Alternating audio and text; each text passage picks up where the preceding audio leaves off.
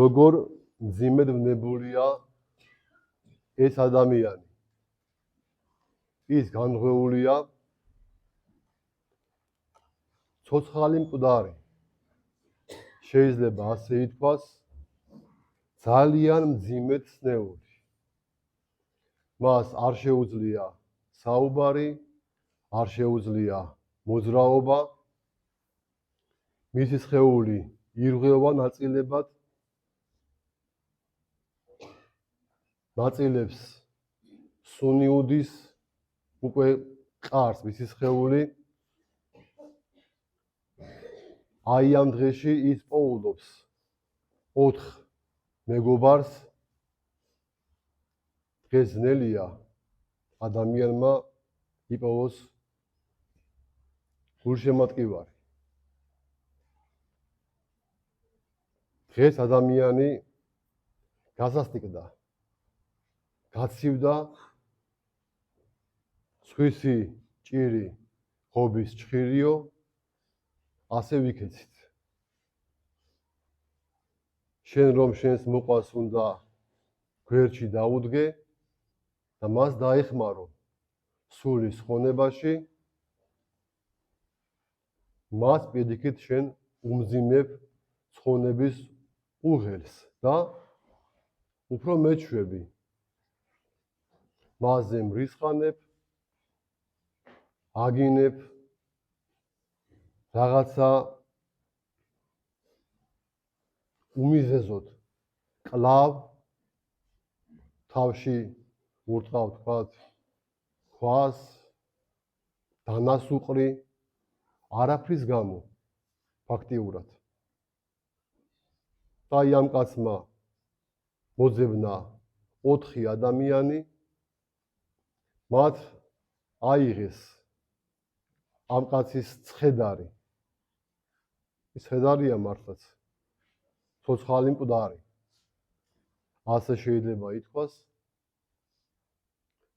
წევს საკაცეზე, მათ მოისმინეს მაცხოვრის ღვთაებრივი საქმეები, გაეშორდნენ მისკენ, მიდიან სახლთან. ამ სახლში არის ზანდება მაცხოვარი, ის ქადაგებს თავის ღვთაებრივ მოძღვრებას, მას უამრავი ადამიანი უსმენს,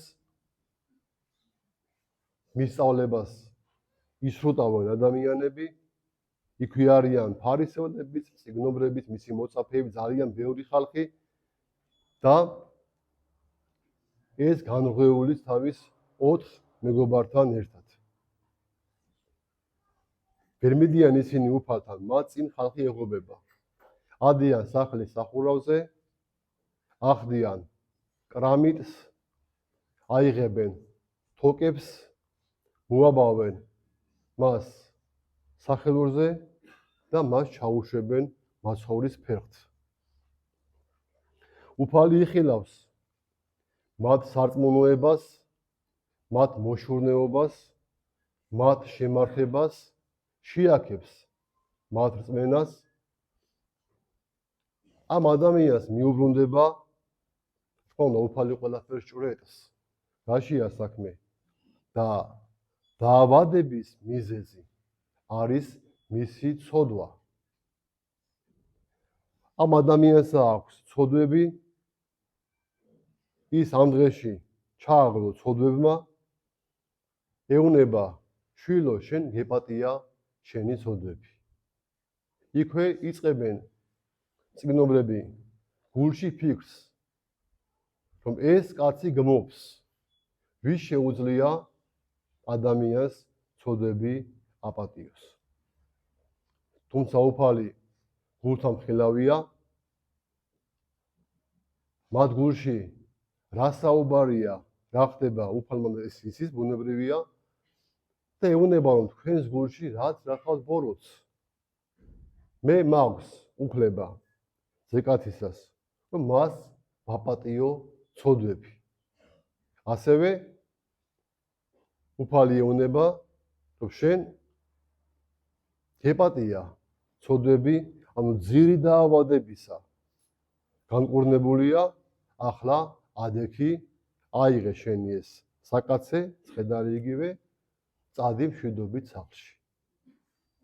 მართლაც ხდება საშინელი, საოცარი სასწაული, ეს რამის აყოლებული ადამიანი, მასში იწყება განახლება სხეულისა, მას ეძლევა ხელში, ფეხში ძალა, წამოდგება მყისიერად, იღებს თავის საკაცეს, აბედებს ღმერთს და მიდის მშვიდობით სახლში. როცა ამ ამბავს დაინახავენ სხვები, ისინი დაიწყებენ ღვთისმსახურებას. არსად ყოფილა ასეთი რამ ჩვენს გარშემო. ცოდვა, რომელიც ადამიანს აქვს სამწუხაროდ, ის ცოდავს ხშირად, ადამიანი განუდგება ღმერთს, თავის საქმეები არის უშჯულო და თუ არა ყოველთვის ხშირად მისი ეს მდგომარეობა ადამიანს აძლევს ფიზიკურ უძლურებას. ადამიანი დადის ექიმებში, იწყებს მკურნალობას, მას უნიშნავენ გამოკვლევებს, დიეტებს, წამლებს, ის ხარჯავს ძალიან ბევრ ფულს, არ არის იაფი დღეს მკურნალობა სამწუხაროდ. ორლარიანი წამალი 80 ლარი ღირს. და გაჭირებული ხალხის წამებით ზოგიერთი ისქელებს, ჯიბეებს. მათ ეს მოეკითხება ღვთისგან, რომ ადამიანს აი ამ დღეში ამყოფებ. ადამიანი იწყებს მკურნალობას, იღებს სესხს, თუ პენსიონერია, წინასწარ გამოიტანს თავის პენსიას, იქ მევახშე ბანკირი დაადეს პროცენტებს ამის გამო, კიდე პლუს დაუმატებს, დაუმძიმებს ამ მდგომარეობას, მიდის, მკურნალობს, ექიმი რას არ ეუბნება, თუ დასვა დიაგნოზის სწორი მადლობა ღმერთს ამისთვის, თუ არა და იწყება მარჩიელობა, მკითხაობა, ჩხიბაობა. რა ჭირს ამ ადამიანს? ცოდვა. დაავადების მიზეზი არის ადამიანის ცოდვები. არა ერთხელ ჩვენ სახარებაში ეს მოგვესწრება მაცხოვრისგან. ხშირ შემთხვევაში, თუ არა ყოველთვის, სახარებაშიც და ჩვენს გარშემოც ცოდვა ადამიანს აგდებს აი ამ მძიმე ფიზიკურ მდგომარეობაში. როცა ადამიანს სული უმძიმდება, ეს მის სხეულზე აისახება. აი ჩვენი სახარების ეული გმირი დღევანდელი ამ დღეშია ისიც. მას აქვს ბევრი მძიმე ცოდვები, ვინც მას განკურნავს, არის უფალი იესო ქრისტე.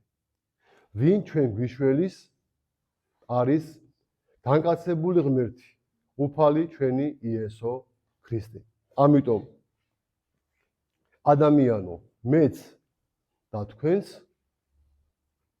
უნდა გამოფხიზლდეთ და ღმერთს ვთხოვოთ შენდობა და პატიება ჩვენი ცოდვების გამო. ცოდვა დიდი ბოროტებაა. მამები ამბობენ, რომ აიღო ძალიან ტკბილი, თქვათ თაფლივით ტკბილი, ზღვა, ოკეანე, მდინარეები, ტბების წყლები და მასში ჩავარდეს ერთი წვეთი სიმწარე და მან ეს წყლები გაამწაროს. როგორი მწარეა ეს ერთი წვეთი და მასზე მწარეა ადამიანის ცოდვა ღვთის წინაშე. როცა ადამიანი ცოდავს, ის ღმერთს განუდგება. ის ღმერთს უარყოფს.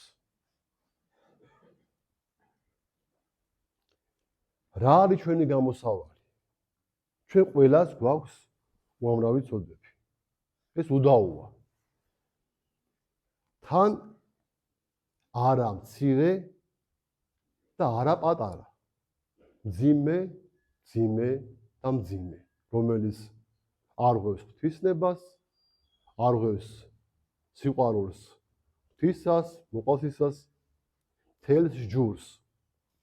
პავლე მოციქული ბრძანებს, ვინც დაარღვია ერთი მცნება, მან მთელი ჯური დაარღვია. ანუ შენ მნიშვნელობა არ აქვს, თქვათ, 10 მცნებაში, რომელს დაარღვევ, შენ მთელს ჯურს არღვევ. აი ჩვენ ღმერთმა მოგცა კურნების საოცარი და განსაკუთრებული ნიჭი. რა არის ეს? ჩვენი კურნების ეს ღვთაებრივი მალამო. ეს არის აღსარება, ეს არის სინანული. შენ ადამიანს, რომელმაც ღმერთს განუდეგი,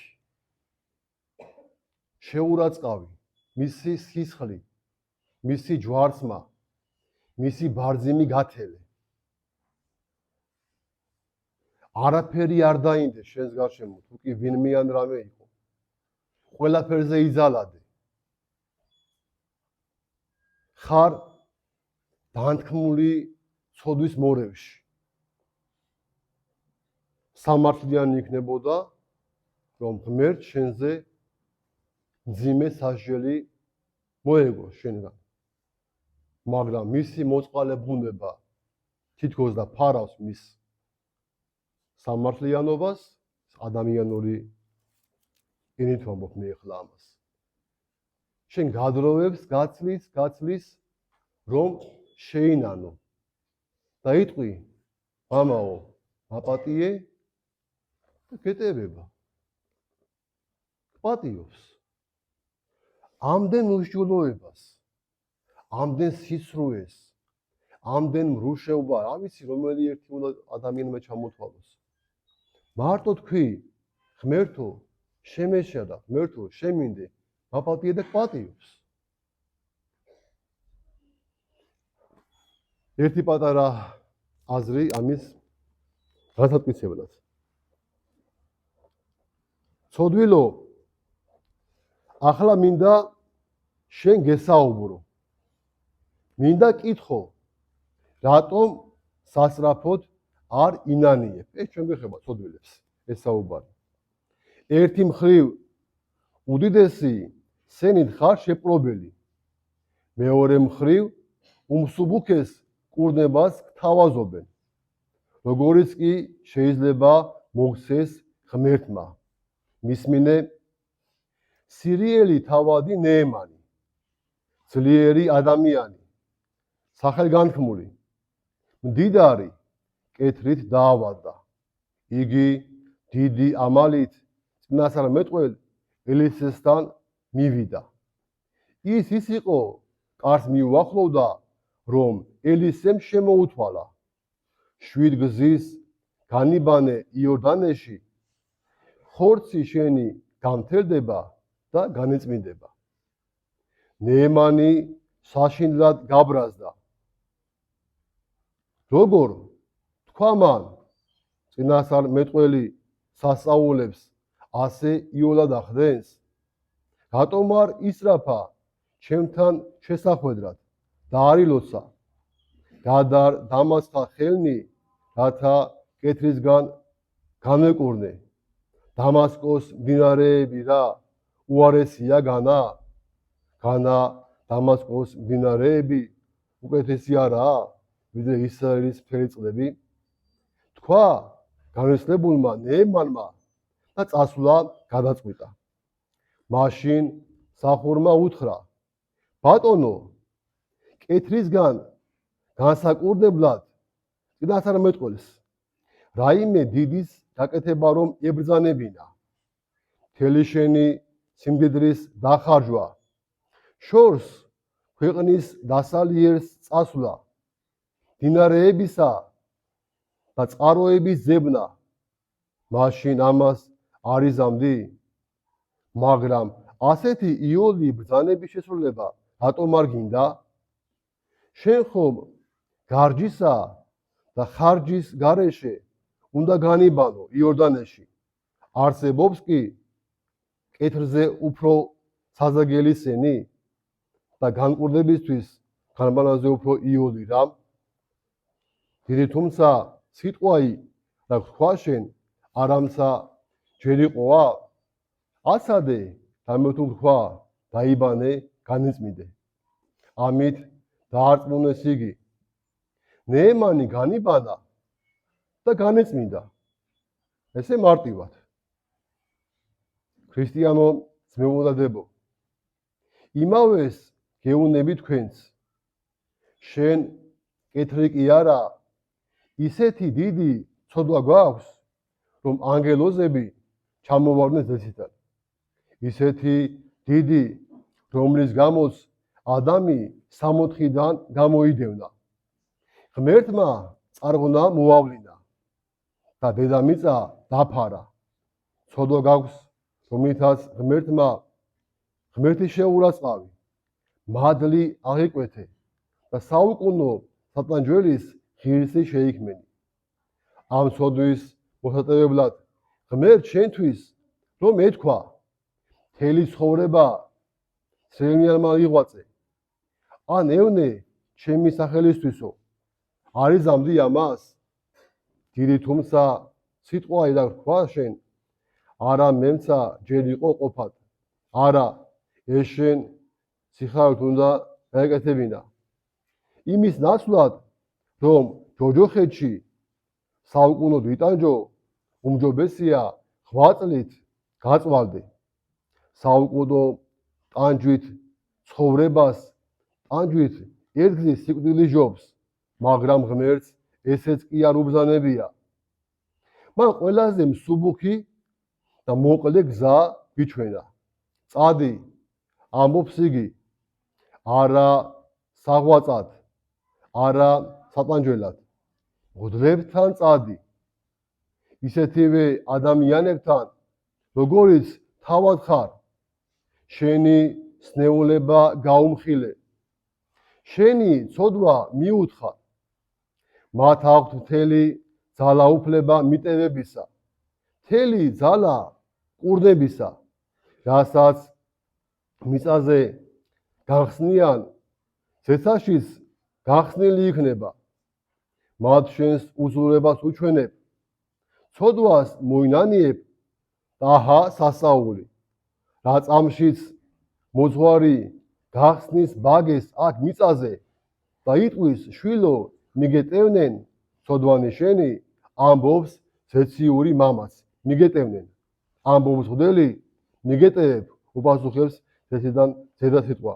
გახსნი, გადაწყვეტს აქ მიწაზე მღვდელი და სული წმინდა მყისვე ხელს აწევს და ამტკიცებს ამას.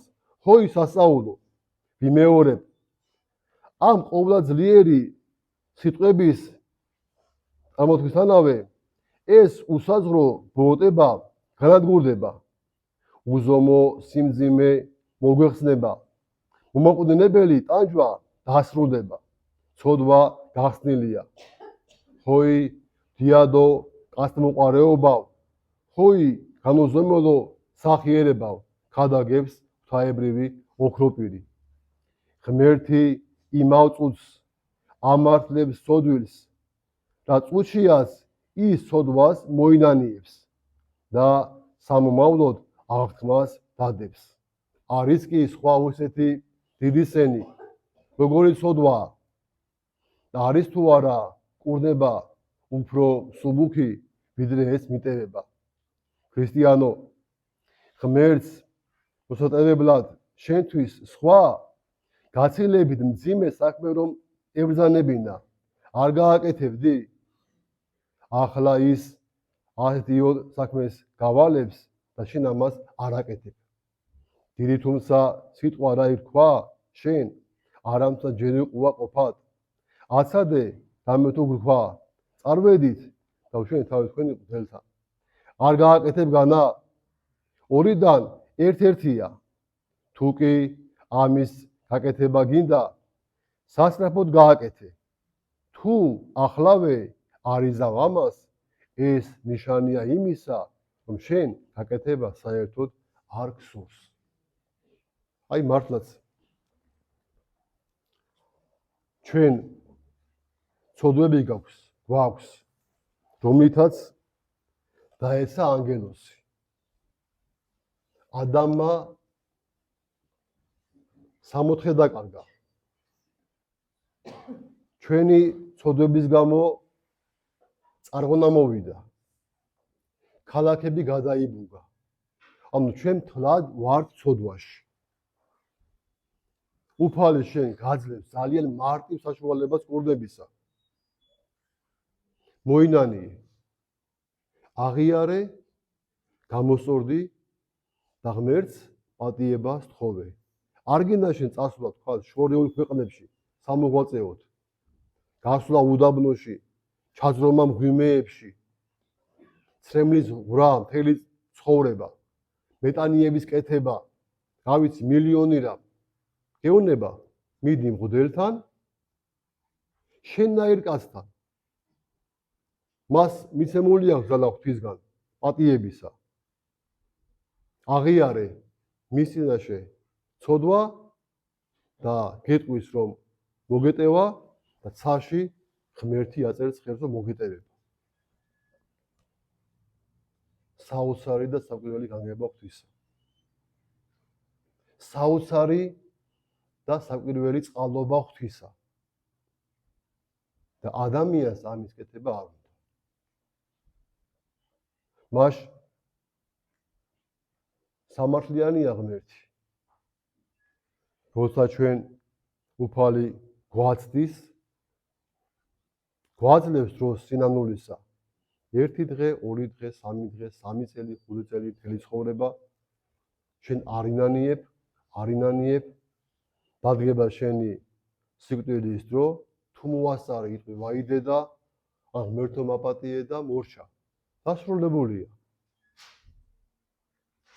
დასრულდა 8 წელი დასრულდა სინანული დასრულდა პატიებაზე ზრუნვა დასრულდა სულზე ფიქრი და ზრუნვა დასრულდა გეხარ ღვთის შავრის წინაშე რას ამბობ ღმერთო დრო არ მქონდა რატო ვერ მოინანიე რა მღვდელი ვერ იპოვე კი ახლა ჩვენს გვაქვს ჩვენი ბევრი ცოდვები ეგეც ღვთისგან არის მაგრამ სანამ მღვდელსა აქვს ხელი დასეთ მადლი მისცემული ღვთისგან ის პატიობს და გიტევებს შენ გაქვს ამის დრო შენ გაქვს ამის შანსი და უნდა გამოიყენო თუ ამას ახლა არ აკეთებ ესე იგი ამას არ იზავ არასდროს და ამის დასტურია ის რომ აი ახლა ჩვენ გვართ მარხვის პერიოდში და არათუ ტაძრები ეზოები უნდა იყოს სავსე მონანული ადამიანებისა ეზოები უნდა იყოს გავსებული ღმერთო მაპატიე და მომიტევე აღსარება მოვასწრო შენდობა თხოვო და გამოსწორება დავიწყო ღმერთმა